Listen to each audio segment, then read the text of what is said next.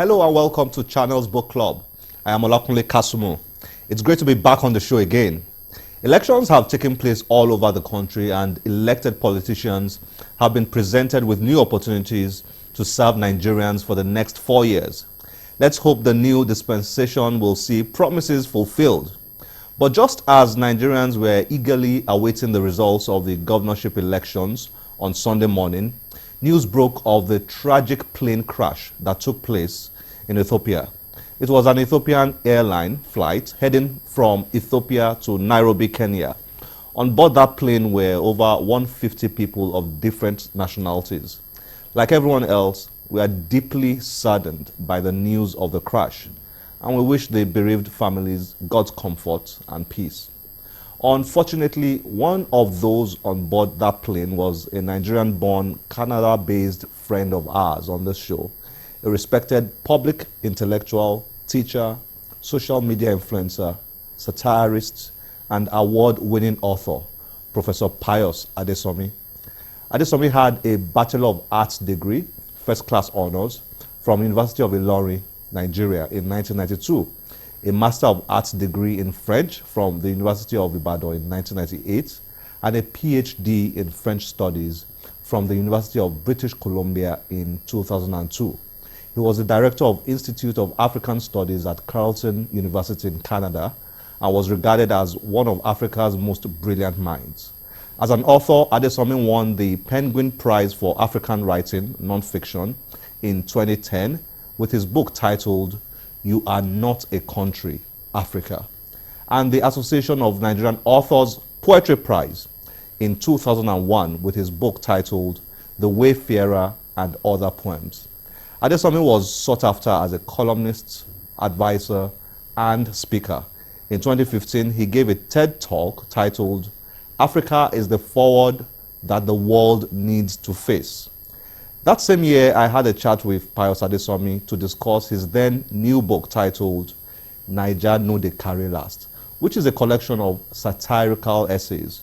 If you have not read that book, it's one you should read. Let's roll back time a bit and listen to Pius Adesanmi, who wanted, perhaps more than any other thing, to see his country develop and realize its massive potential. Pius, nice to have you on the Channel's Book Club again. Thank you very much. If you were in Nigeria, I'll probably invite you here maybe every other week. And now I'll be glad to come on your show. Great, nice to have you. And congrats on Naija No Dey Carry Last. Yes, so thanks. You almost cracked my ribs. I kept laughing and laughing throughout. Fantastic, great work. Thank you. Very funny.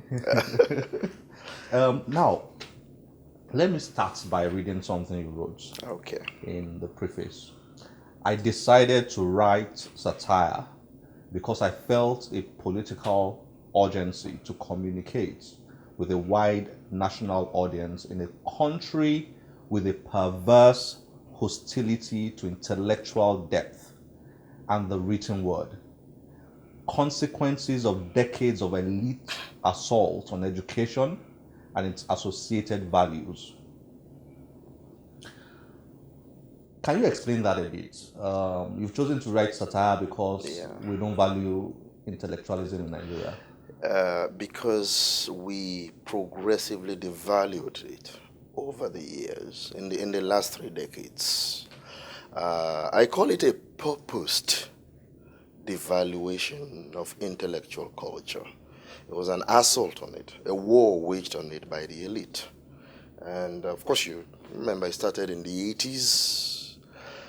With the progressive destruction of the universities came attitudes of disregard, of absolute contempt for intellectual depth, and a certain impatience on the part of Nigerian for knowledge, for reading, and its associated fields of reference. So that I grew up in a generation where it used to be fun to be erudite, to read and read and read and read. But that's when the assault on what the Nigerian calls Dogon Turenchi began. But it's almost a bit. It's almost like an indictment on us Nigerians, in a way. I'll have to be. I don't know if you agree. I'll have to be honest about that. It Yeah. is. Yeah. Yeah, because we actually laugh Yeah. at almost everything. Yeah. Well, we laugh at almost Yeah. every serious thing, whether Yeah. it's Boko Haram Yeah. or the potholes We on the can road. squeeze humor, jokes squeeze humor from out everything. of a rock. Is that always a bad thing? Good and bad thing. I say satire because I write almost satire exclusively now, even in my columns and stuff like that. And one recurrent backlash that I have writing satire, I put an update, a satirical update on Facebook. Within an hour, 500 likes, hundreds of shares, comments, and all that, and then the regular media, print media, they've developed a culture of poaching the walls of popular social media figures, and then post, so it just spreads. And then, oh my God, and the comments, oh, Prof, I can't stop laughing. And, people in my office, my office in Lagos, I'm screaming. I'm in my office in New York, I'm screaming, and people think I'm mad. I'm laughing so hard and all that. Yeah, that's all well and good. That's one purpose of satire. But beyond that laughter is to catch your attention and then make you zoom in on the deeper message that the satire is passing across. And I feel that quite often I don't get there. I don't get there because we are self-deprecating humor is Nigerian. And we love it. We love self-deprecating humor. But I want to get people to laugh, read, sustain their attention, and then get them to think. Now, let me ask you to please read. There are a lot of viewers out there who are wondering what's in that book. Okay. Can you read for us anywhere you find very interesting? Okay. I think my letter to President Obama would resonate with Nigerians. I found that very funny. Yeah,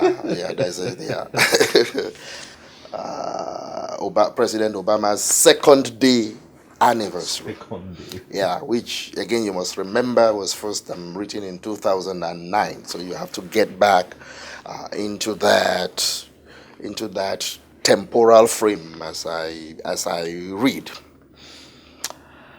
Somebody does more governing in 2 days than the Nigerian president has done in 2 years? Surely, Americans know what to do. So on day 3, I rushed to the nearest newspaper store and bought major American newspapers, USA Today, New York Times, Washington Post, and Wall Street Journal. I eagerly flipped to the center spread of each paper. Nothing. What? Are these Americans kidding me? No paid center spread ads congratulating President Obama on the second day anniversary of his spectacular presidency? Are there no state governors in America? No federal ministers, secretaries?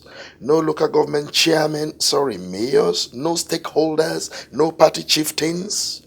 Well, since Americans won't do it, someone's got to do it. So I took it upon my patriotic self to draft a paid ad just to give President Obama a taste of what he would have seen in national newspapers had Americans done things the Nigerian way. Here is what my center spread ad in New York Times looks like. Hooray, hooray, hooray. 3 hearty cheers to a born achiever, His Excellency Barrister Barack Hussein Obama, the Executive President of the United States of America, Grand Commander of the Order of the Potomac. Dear President Obama, on behalf of myself, my loving wives, my children, and the people of the state of New Jersey, accept our heartfelt celebration of your phenomenal achievements on this wonderful second day anniversary of your assumption of office. Your exemplary leadership and outstanding achievements in the last 2 days are indeed a confirmation of the nationally held view that you have been divinely anointed to steer the ship of state and move the U.S. forward at this crucial stage of our national life. By the same token, we respectfully extend our greetings and fellowship to our loving mother of the nation, Her Excellency Barrister Mrs. Michelle Obama, for the successful launching of our pet project, the Rural Woman Rocks. I hereby announce a token donation of $3 million to Her Excellency's project on behalf of the state of New Jersey with immediate effect. We look forward to your first familiarization tour of our beautiful state. Long live Your Excellency. Long live the state of New Jersey. Long live the United States of America. Hip, hip, hip, hooray. Signed, His Excellency Architect Dr. XYZ, the Executive Governor, State of New Jersey. Here's the context. I wrote it on the second day after his inauguration. So that was back in January 2009. My recollection is correct. And here are my 2 days of activities, intense activities after inauguration in 2009. You know, he'd done this, he'd signed executive. What, incidentally, we thought President Buhari would do after May 29, hit the ground running. Mm-hmm. You know, so the first 2 days of Obama's presidency in 2009, you know, was the very quintessence, or the epitome, if you want, of hitting the ground running. And so that got me thinking about Nigeria. If you are in political office in Nigeria and you've achieved this much, so we celebrate anniversaries of mediocrity. Somebody spends 100 days in office, and you litter the newspapers, center spreads, you know, Your Excellency, you have done this. I said, okay, there's a good subject for satire here, you know, after Obama has done in 2 days much more than many of these Nigerian guys would do in a 4-year term, and then we celebrate them every year and stuff like that. So that's the context for President Obama's second day anniversary. Every president we've had since the Fourth Republic has had a bit of your. I mean, you've taken on every president we've had in the Fourth Republic.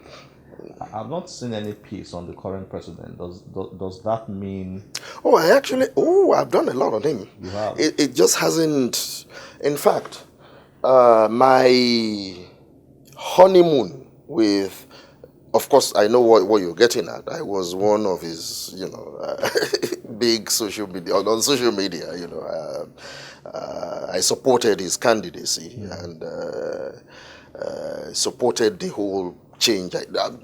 Jonathan had to go. That there was no, and the PDP had to go, you know, for obvious reasons. And I was into the integrity narrative of the president, you know, which I still believe in.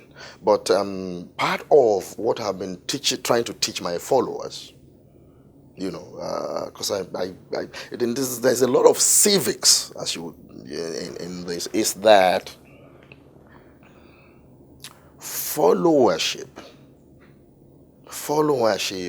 must be critical, and it must be intelligent. Your right to criticize your president, it's the most fundamental right of and to a great extent they make the demons, they make them by worshiping hero worship. And so it wasn't long before I started because I didn't buy, quite frankly, excuse the language, the nonsense about all the rationalizations they were giving about not naming ministers and not forming a cabinet. You know, it didn't work with me. So by June, you know, it was sworn in May, right? Yes. By June, I was already very active in social media, you know, grumbling and complaining and saying and puncturing all the rationalizations. They were. It's just that sometimes my commentary. When I issue a statement or I write and all that, it circulates for months on social media, on Facebook and Twitter, before it gets out into the wider public. So that's why sometimes the wider public wouldn't even know that I've been very critical of the president. And some of the things I've written about, in terms of, I hope for your own sake, that you'd come up eventually with a list of angels. Don't keep us waiting and waste our time, and then submit a list littered figuratively with the usual suspects. Isn't that what he has done now? It's the usual suspects. So why waste it? If Fashola is going to be on the list and all these other names that we are seeing, why have you been wasting our time since May? Pius, always nice to have you Yeah. on the channel's book club. Always